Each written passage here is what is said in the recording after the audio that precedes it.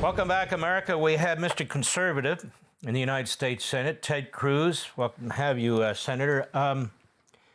So when you hear Hakeem Jeffries, who wants to be Speaker of the House, announce that everything's on the table, including the Supreme Court, in addition to the egomaniacal way that is put forth and so on, what the hell does he mean? They're going to pack the court with like-minded ideologues and turn it into their personal Politburo? Is that the game here? Look, sadly, that's exactly what he means. And today's Democrat Party, look, they're defined by hatred for Donald Trump. And they hate President Trump so much that it has driven them to crazy town. It has driven them to embrace every extreme left-wing position on immigration. They are full on open borders. The Democrats, I think, will never again vote to secure the border. They'll never again vote to fund ICE. On law enforcement, they are full on abolish the police, release the murderers, release violent criminals, release gangbangers. On issues of sex and gender, they're for boys and girls sports and men and women's sports, and they're for taxpayers paying to sterilize and mutilate kids and giving them sex change operations. I mean, every one of those are extreme positions. They're literally 90-10 issues that the Democrats have decided, let's grab the 10% side. And their focus is, it is hatred, it is extremism, and part of that extremism is the rule of law does not matter to them. If they get control of the White House, the House, and the Senate, they will end the filibuster, they will pack the U.S. Supreme Court, they will make every illegal alien a citizen and a voter. They will make D.C. and Puerto Rico both new states. And they will do that to seize control forever.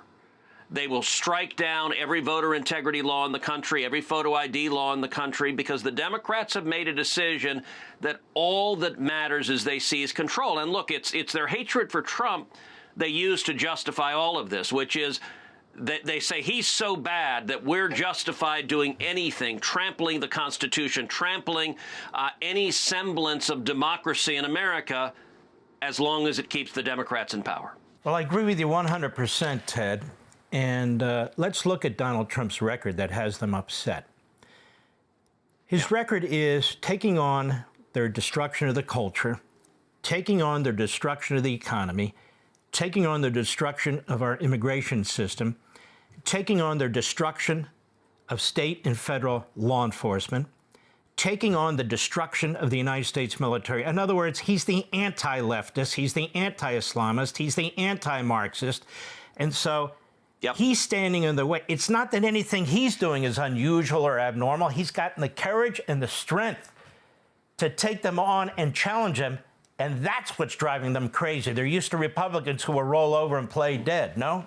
Yeah, I think that is absolutely right, that Trump has extraordinary courage. He has a solid steel backbone, and we're used to Republicans who are scared of their own shadow. And so that's what I like best about President Trump. I suspect that's what you like best about President Trump, is his courage and fearlessness. You know, I will say, you hear people sometimes talking, and they'll say something like, both sides are too extreme. And saying that feels very reasonable. It feels very balanced. I just don't think it's accurate. If you look at the substantive positions of the two parties, I just mentioned where the Democrats are. Every one of those are extreme left-wing positions. What are Republicans for? Well, low taxes, low and reasonable regulations, small businesses growing, lots of jobs, securing the border, supporting law enforcement, keeping our families safe. None of those are crazy right-wing positions. Those are basic common sense.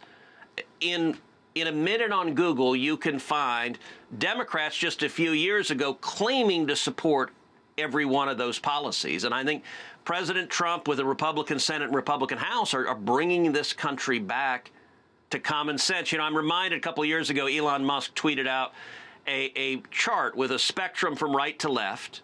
And Elon used to be a little bit left of center. And then the second chart, the whole spectrum's moved, and suddenly he's right of center going, what the heck happened? I think that's really very accurate where we are right now.